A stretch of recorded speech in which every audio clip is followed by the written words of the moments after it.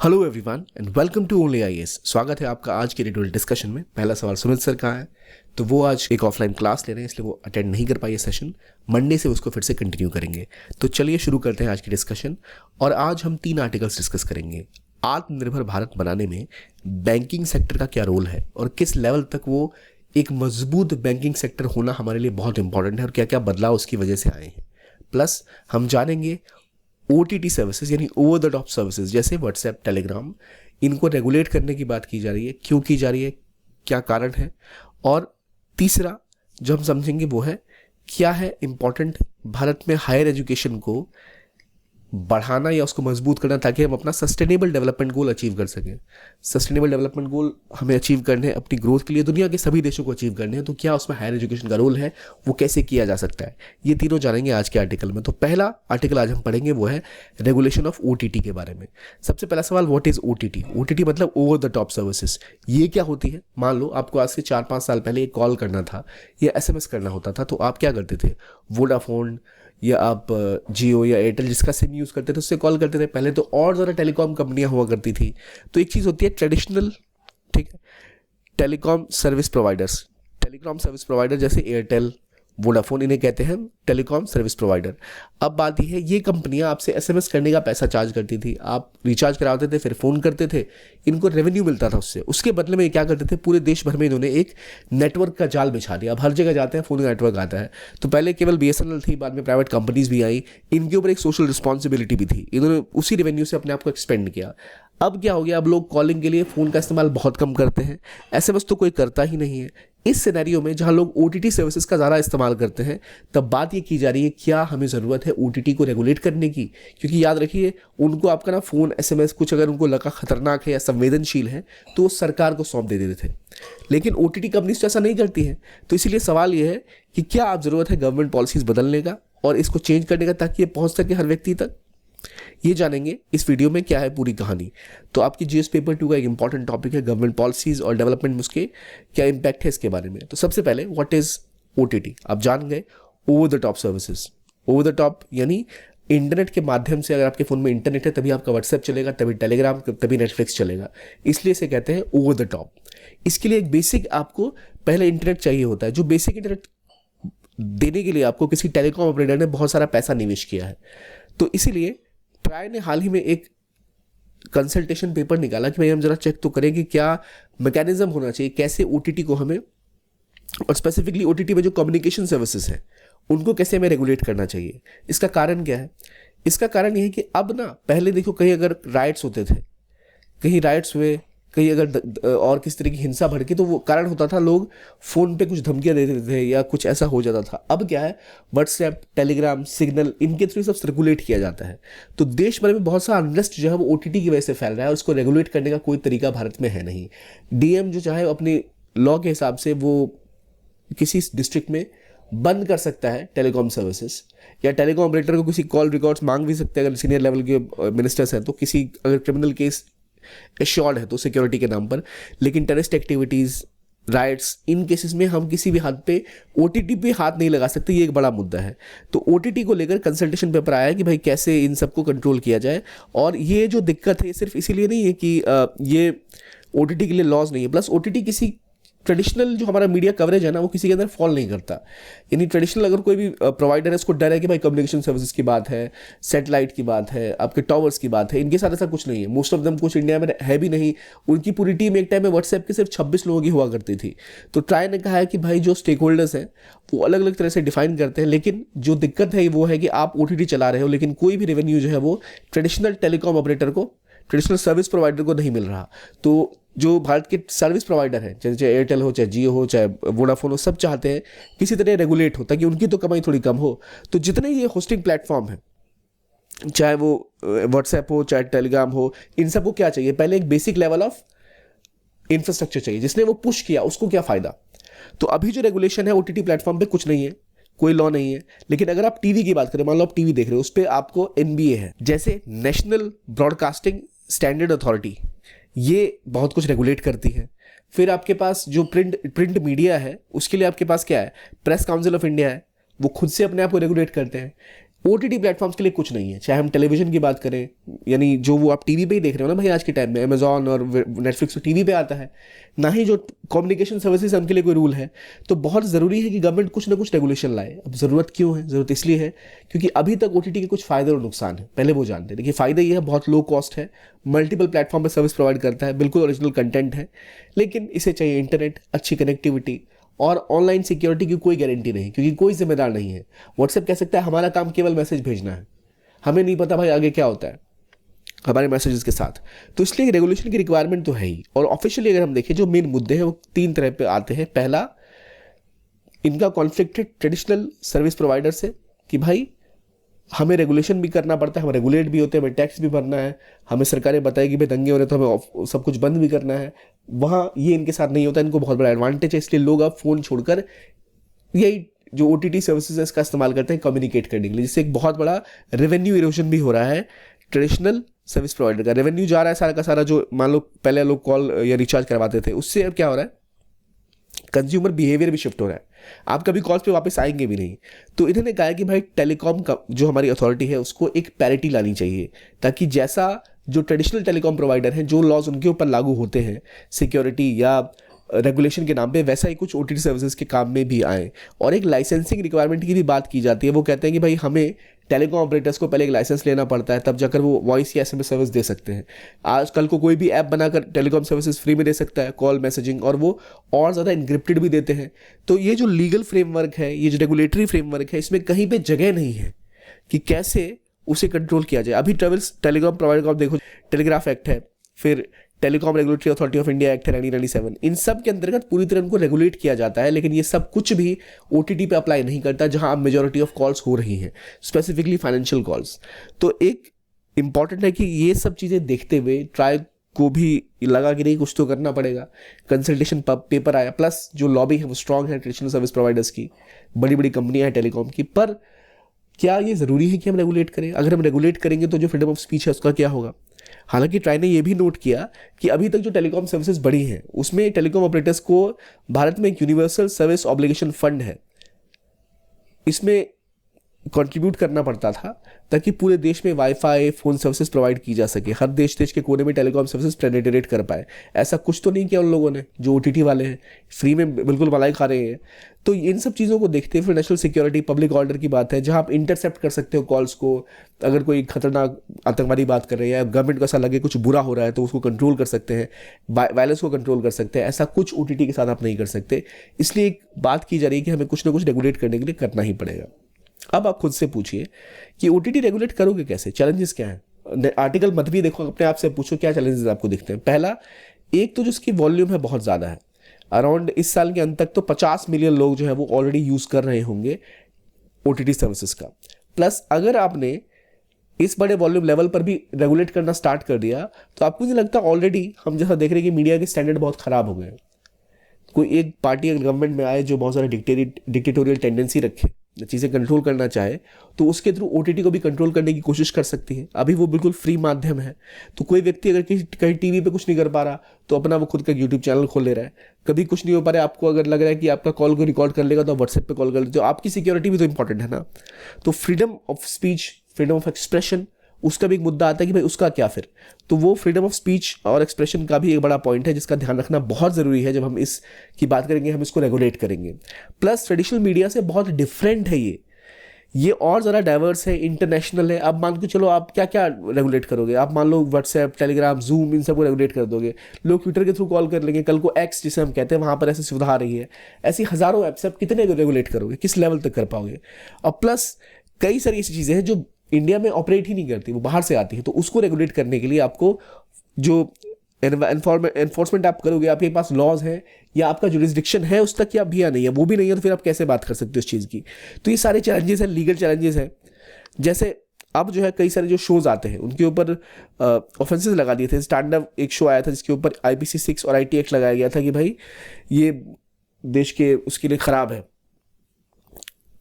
एकता अखंडता के लिए। अब मुद्दा ये है कि अगर ऐसा आप कुछ बोल रहे हो तो क्या आप इंटरनेशनल मूवीज़ पर भी अप्लाई करोगे तो कैसे करोगे? अगर हो सकता है OTT जो टीवी पे देख रहा है या हॉल में जाके देख रहा है, उसको क्या करता है, सेंसर बोर्ड चेक करता है रेगुलेट करता है कि वो एडल्ट है या यूनिवर्सल है, क्या उसको रेटिंग दी जाती है। ऐसा ऑनलाइन नहीं है। पर एक एडल्ट व्यक्ति अगर ऑनलाइन अपने घर में कुछ देख रहा है तो वो एडल्ट है, उसके पास तो राइट है जो देखना चाहे वो देखो, उसके पास इतनी क्षमता है कि अपने विवेक के अनुसार वो डिसाइड कर सकता है। ये भी एक चैलेंज है। तो भाई क्या किया जा सकता है, इस आर्टिकल का सबसे इंपॉर्टेंट पार्ट हम डिस्कस करें क्या किया जा सकता है। इसने कहा है कि क्यों ना एक हाइब्रिड गवर्नेंस मॉडल हम शुरू करें। हाइब्रिड मॉडल क्या होता है, जिसमें एक, जैसे हमने प्रेस में भी बोला है ना, प्रेस काउंसिल ऑफ इंडिया वो एक इंडिपेंडेंट बॉडी है, सेल्फ रेगुलेटरी बॉडी है, वैसी एक सेल्फ रेगुलेटरी बॉडी इंडस्ट्री के स्टेक होल्डर्स बनाए ताकि जो दिक्कतें या शिकायतें हैं उसको कंट्रोल किया जा सके।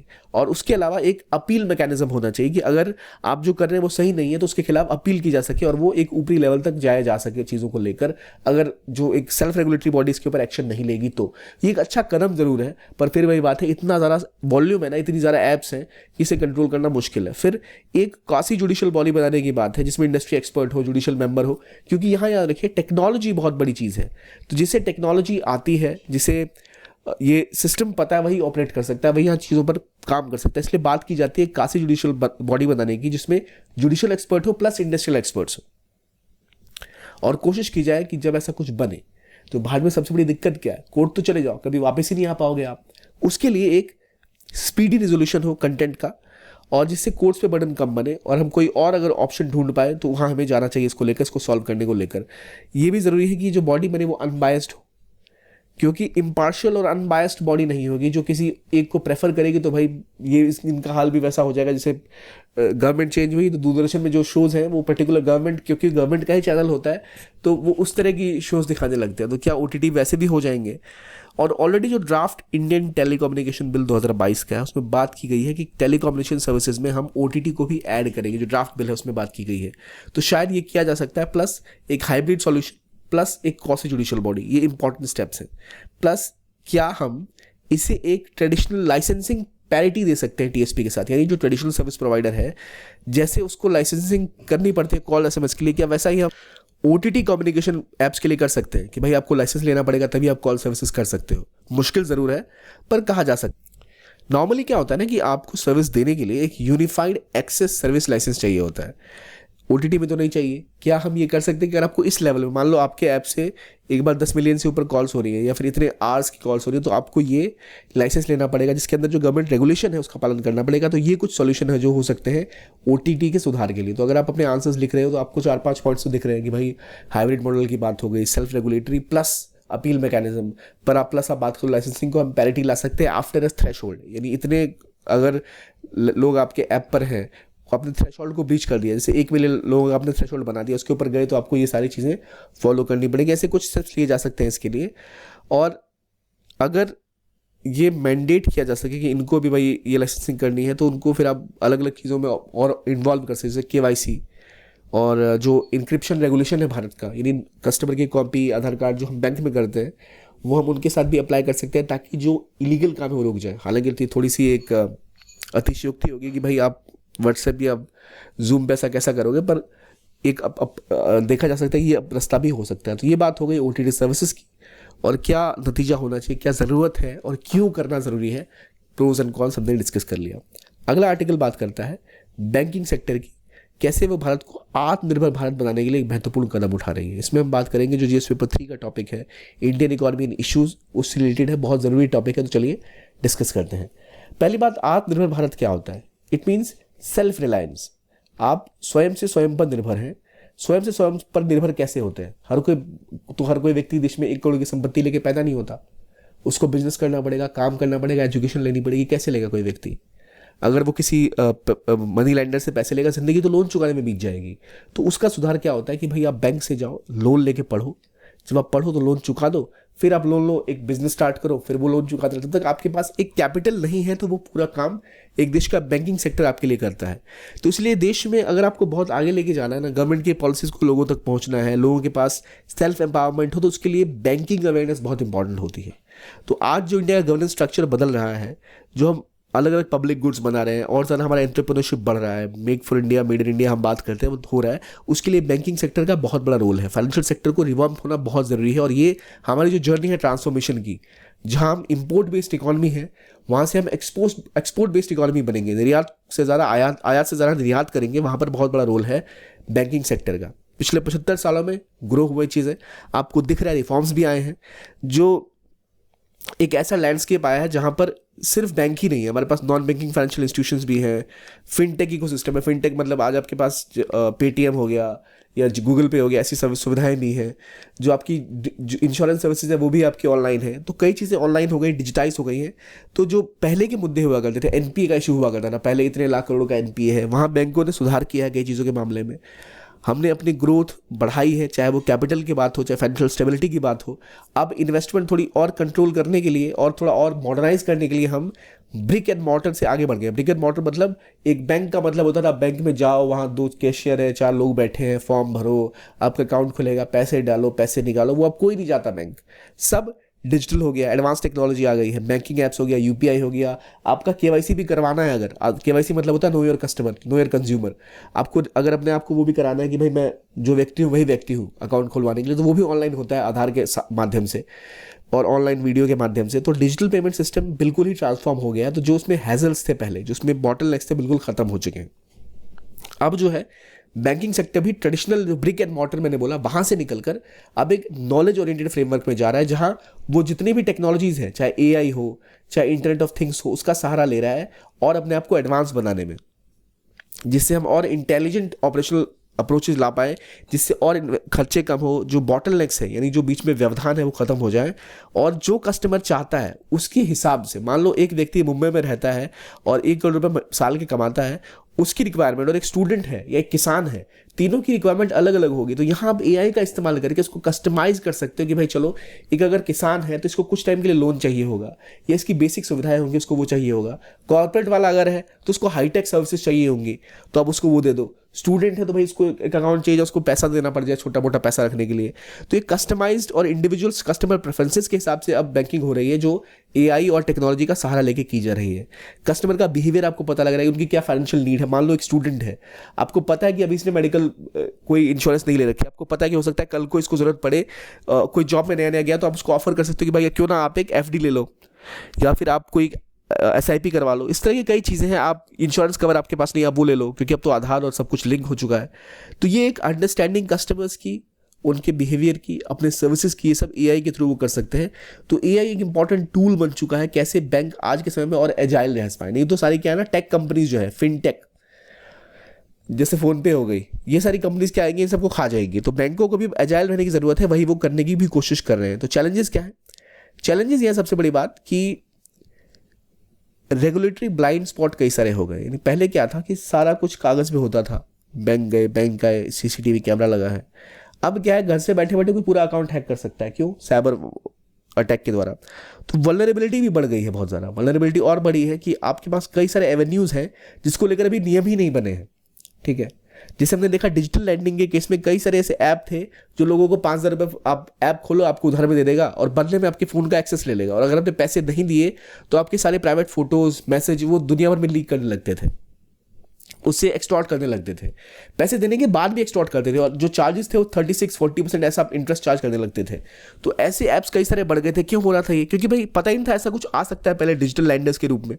तो ये एक समस्या है। प्लस जो कई सारे लैंडिंग एप्लीकेशंस हैं, जैसे क्रिप्टो करेंसीज आ गई, वो हमें पता भी नहीं था ऐसा भी कुछ आ सकता है। साइबर अटैक्स वहाँ ज़्यादा हो रहे हैं। तो इसलिए बहुत इंपॉर्टेंट है कि हम इन सब के ऊपर काम करें। हमारी टेक्नोलॉजी केपेबल होना चाहिए, हमारी जिसे कहते हैं ना, हम फायर प्रूफ होने चाहिए। प्लस हमें जैसा हमारा एक्सपेंड हो रहा है नेटवर्क, हमें वैसे ही उसको इंफ्रास्ट्रक्चर भी डेवलप करने की ज़रूरत है। एटीएम्स हो गए, मोबाइल बैंकिंग हो गए, साइबर सिक्योरिटी बढ़ेगी, रिस्क उसका, तो उसके लिए और लोग होने चाहिए। आपको जो क्लाइमेट चेंज आ रहा है वहाँ पर सुधार की आवश्यकता है। तो कैसे सुधार होगा? सुधार ऐसे होगा कि मान लो कोई व्यक्ति लोन लेने गया कि भाई मैं एक बस खरीदूंगा, और वो अगर डीजल वाली बस खरीदे तो उसको लोन मिले 10% पे, और ई व्हीकल लेने में लोन मिले 4% पे, तो व्यक्ति अब ऑब्वियसली ई व्हीकल लेगा। आप कोई फैक्ट्री खोलना चाहते हो, अगर आप ऐसा बोलो आप ग्रीन सेक्टर में फैक्ट्री खोलोगे तो आपको और सस्ते में लोन मिलेगा, आपके लिए बेहतर रहेगा वो। तो यही अप्रोच होनी चाहिए बैंकों की कि वो क्लाइमेट चेंज की ओर पुश करने में बड़ा रोल निभा सकते हैं। ह्यूमन रिसोर्स का अब गैप हो गया। पहले जो बैंक कर्मचारी हुआ करते थे, अब जिसकी रिक्वायरमेंट है जो डिजिटली अवेयर हो, कंप्यूटर से अवेयर हो, इसलिए हम देख रहे हैं कि जो पब्लिक सेक्टर बैंक है उसके मुकाबले प्राइवेट सेक्टर बैंक का सुधार ज़्यादा हो रहा है, वो ज़्यादा जल्दी रीच कर रहे हैं। एचडीएफसी हो, आईसीआईसीआई हो, एसबीआई को छोड़ के बाकी सारे सरकारी बैंक थोड़े से कमज़ोर पड़ने से रिक्वायरमेंट है एम्प्लॉयज़ को अपस्किल करने की, रीस्किल करने की, उनको फ्लेक्सिबिलिटी, एजिलिटी प्रोवाइड करने की, कैसे टेक्नोलॉजीज बदल रही है उसके हिसाब से उन्हें कैसे बदलना है, रिसर्च में इन्वेस्टमेंट करने की कि भाई क्या तरीका जिससे वो और ज़्यादा पर्सनलाइज सर्विस दे पाए, इसे कहते हैं हाइपर पर्सनलाइजेशन, रिक्वायरमेंट के हिसाब से, जिससे बैंक को भी खर्चे कम और व्यक्ति जो चाहता है एग्जैक्टली उसको वो मिल पाए।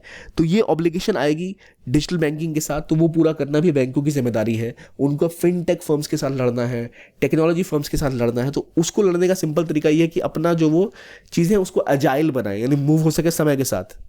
जैसे क्रिकेट में फास्ट बॉलर आता है तो लोग रिवर्स स्कूप, ठीक है, और बिल्कुल उल्टे पुल्टे शॉट 360 डिग्री पे मारते हैं घूम घूम के, क्योंकि टाइम ऐसा आ गया वैसे शॉट्स मारते हो, पहले सिर्फ वी में खेला करते थे।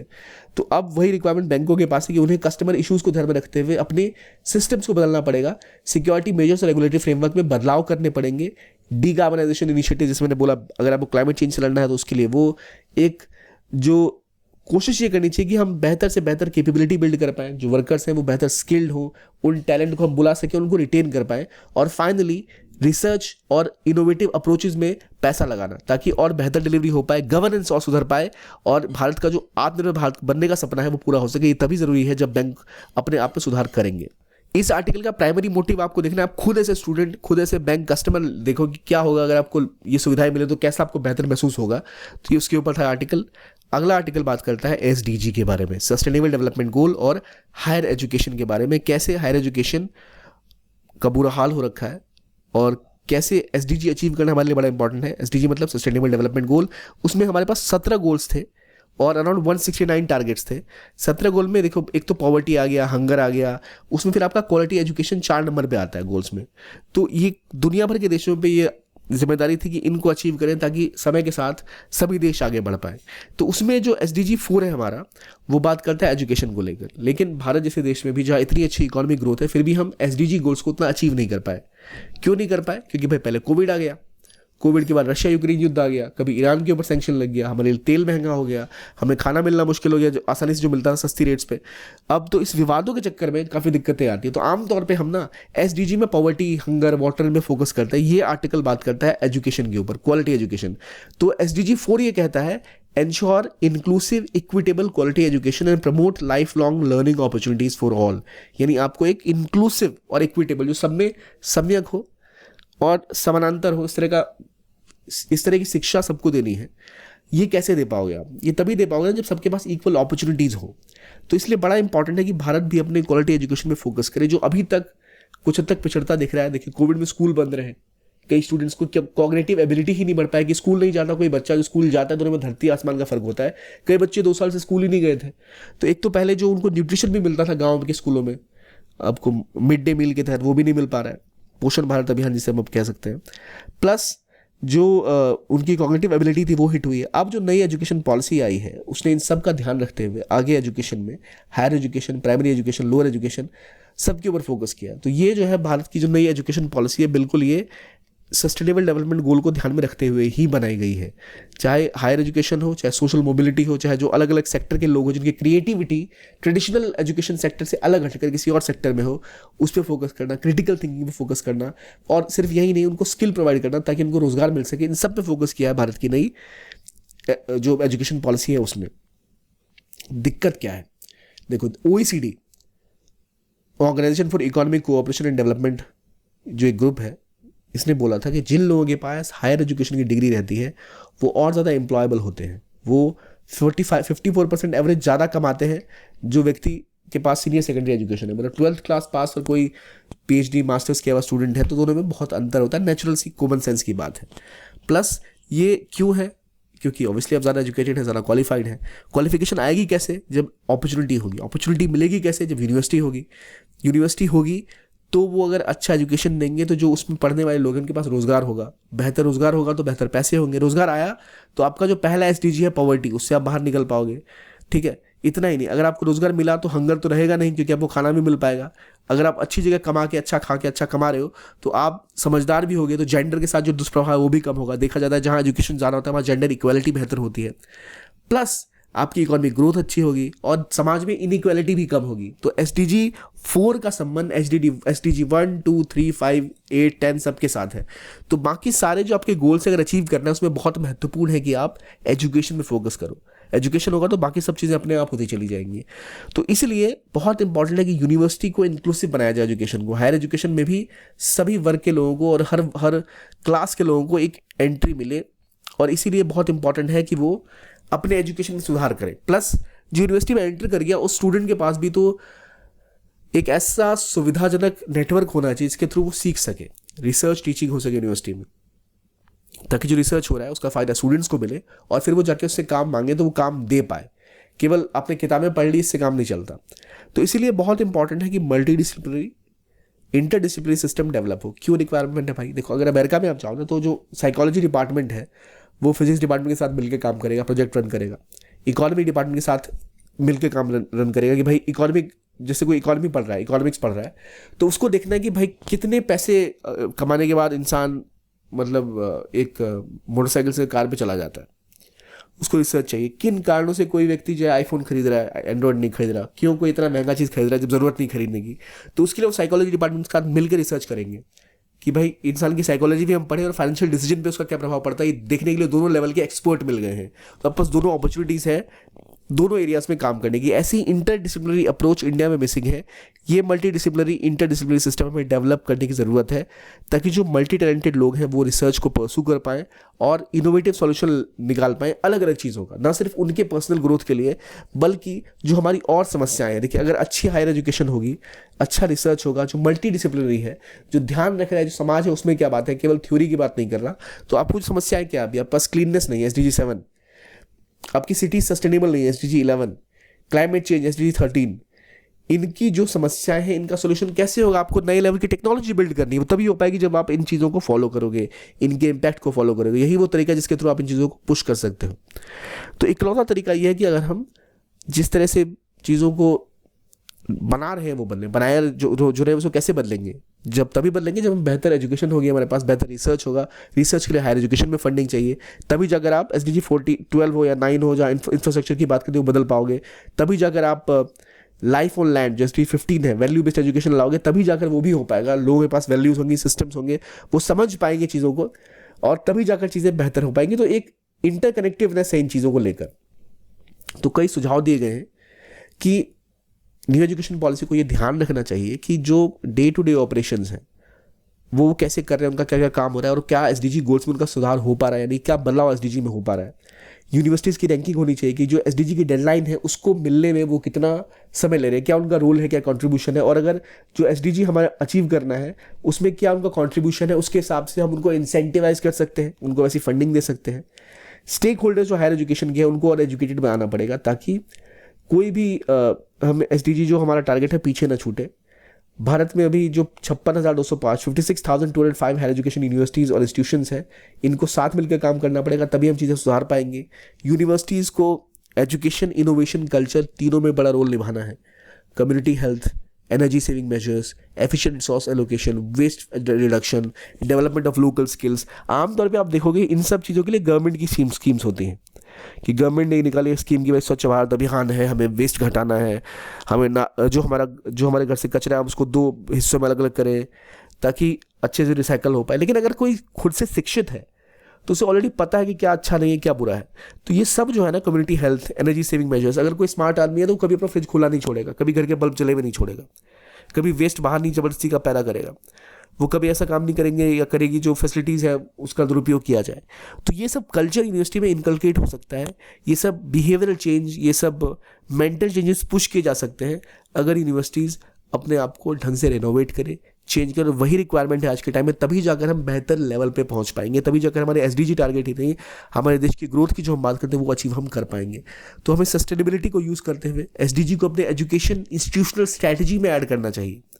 अभी यूनिवर्सिटीज SDG को ज़्यादा देखती नहीं है, रिक्वायरमेंट है कि वो भी SDG को देखें कि उनका क्या रोल है, वो कैसे इसमें हिस्सेदारी दे सकते हैं।